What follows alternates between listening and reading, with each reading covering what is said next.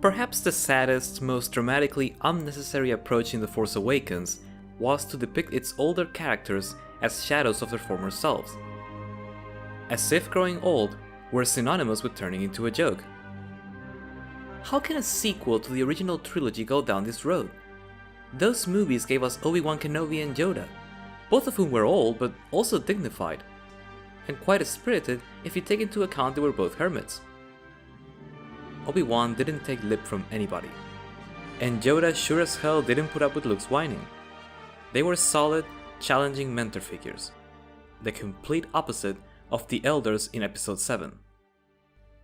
The biggest source of discomfort in The Force Awakens was Han Solo. I'm not sad because Han is a different character. It's been 30 years, that's bound to change anybody. But imagine you grew up with this uncle you really looked up to. Successful, charming, fun, confident but not too proud. Last time you saw him, he had the world at his feet. Great job, nice family, loving friends, the works. Then 30 years go by, no communication between you two. You run into each other and this paragon of success and confidence is now a hunched over, used car salesman paying alimony to 6 different ex-wives.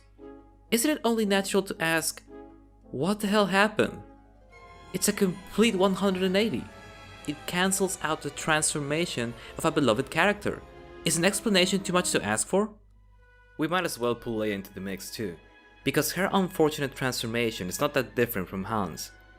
Long gone is the feisty Leia who took charge in the middle of a gunfight. Gone's the Leia who jumped right in the thick of things. Gone's the Leia who raised her boys and didn't sound like a grandma. Gone is the Leia who stood up to Darth Vader and Jabba the Hutt. Instead, we get the Leia who can't keep her own kid under control.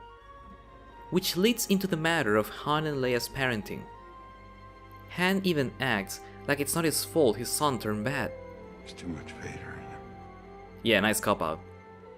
This is the man who returned to the Death Star to save Luke, who risked his own life on Hoth to rescue Luke again, who had matured enough to consider stepping out of the way when he believed Leia was in love with Luke.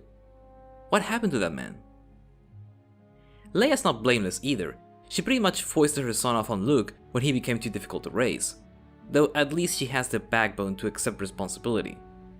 I'll come clean, I don't like the idea of turning Han and Leia into beaten down has-beens, but if the drama associated with that story decision is up to snuff, I'll go with it.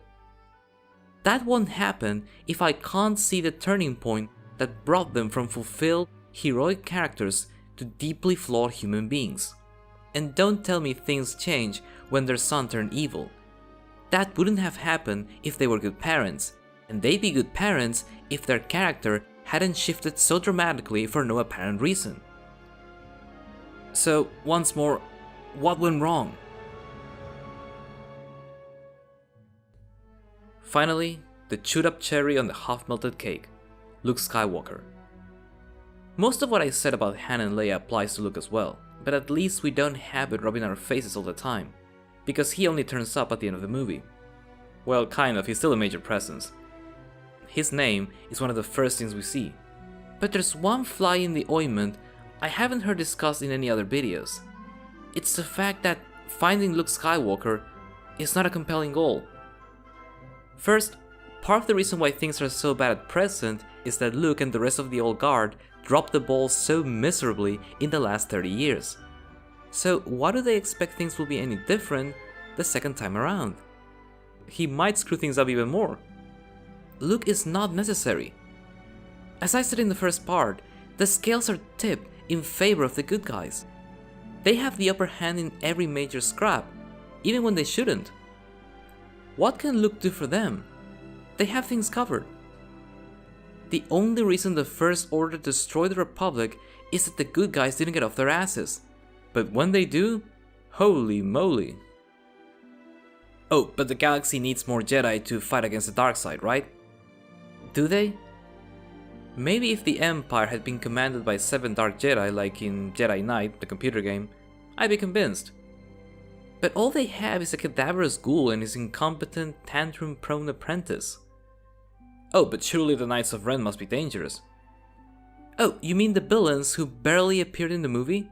Yeah, I'm shaking. Anybody still thinks Luke is actually necessary?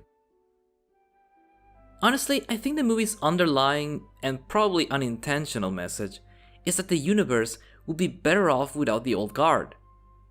Put these guys in charge, Poe, Finn and Rey, who obviously can do no wrong, who don't need to grow as characters. They don't need the guidance of balanced, wise and inspiring mentors because they're already at the top. Plus, they wouldn't get decent mentoring even if they wanted to. What on earth went wrong? If the best you can do with the original trilogy's heroes is turn them into washed out losers for no substantial and compelling reason, then you didn't work hard enough. But as we'll see in part 3, coherence and the hard work needed to achieve it wasn't something JJ and his crew seemed too keen on. Until then.